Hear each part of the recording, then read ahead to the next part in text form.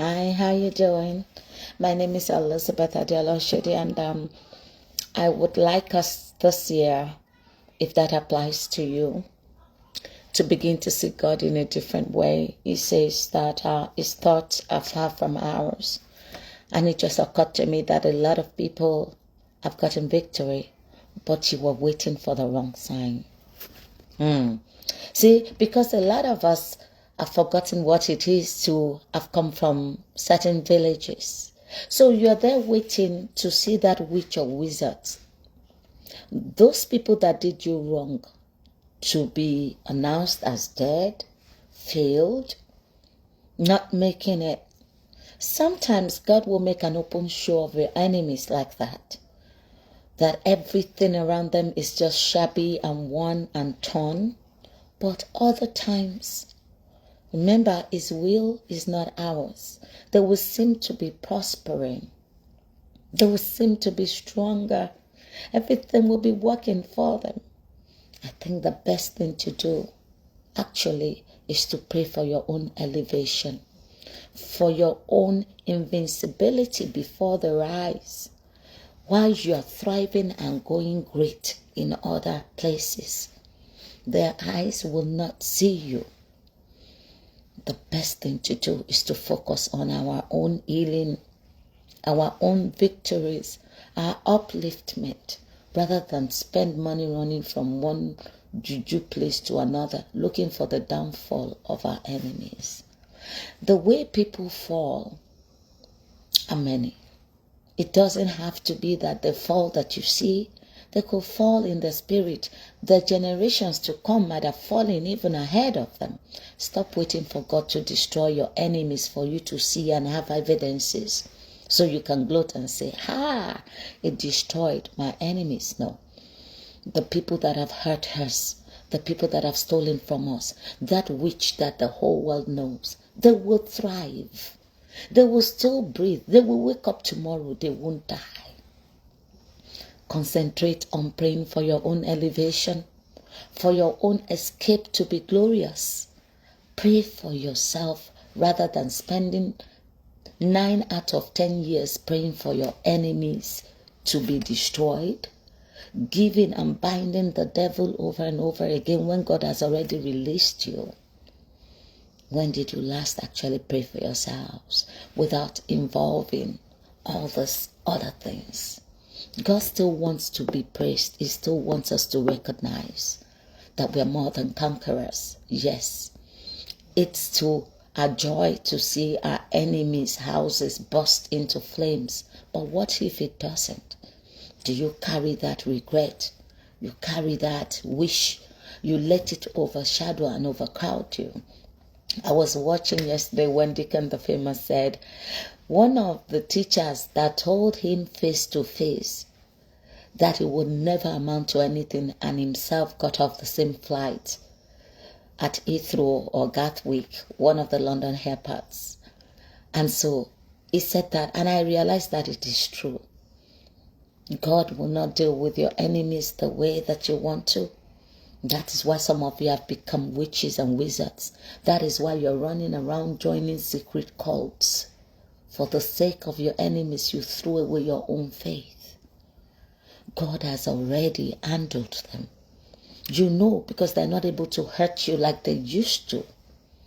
But you want vengeance. You want blood for blood. When you are running around looking for vengeance, may you not carry the thing that is more than yours.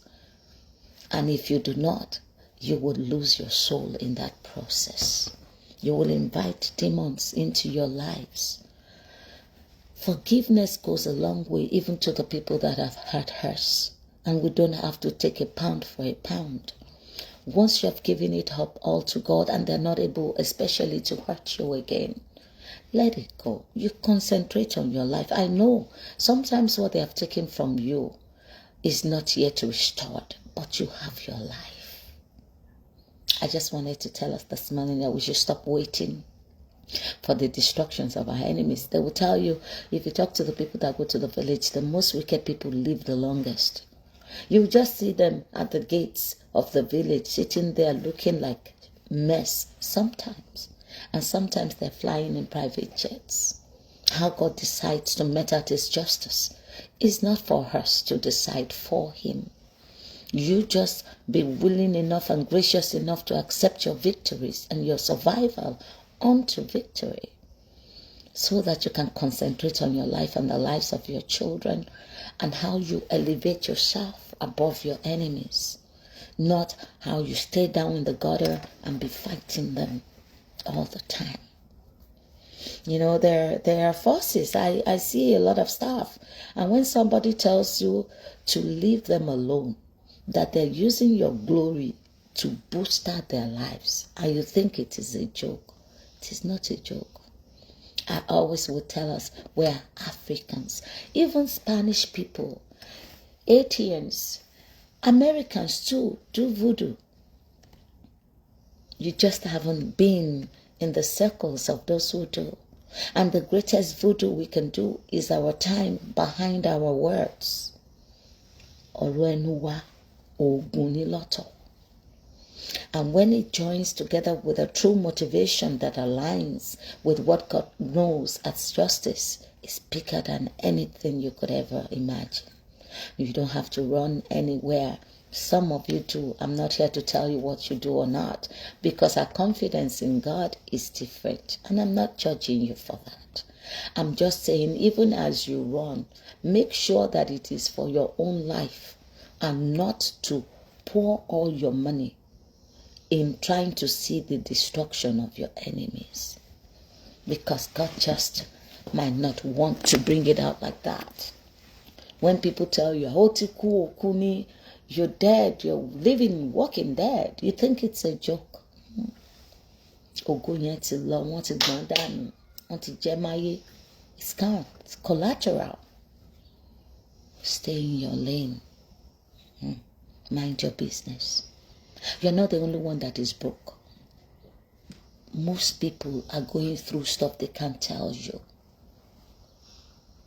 But I'm not wearing 24 karat gold. And no, you haven't heard that I bought a jet. So everything that I'm saying,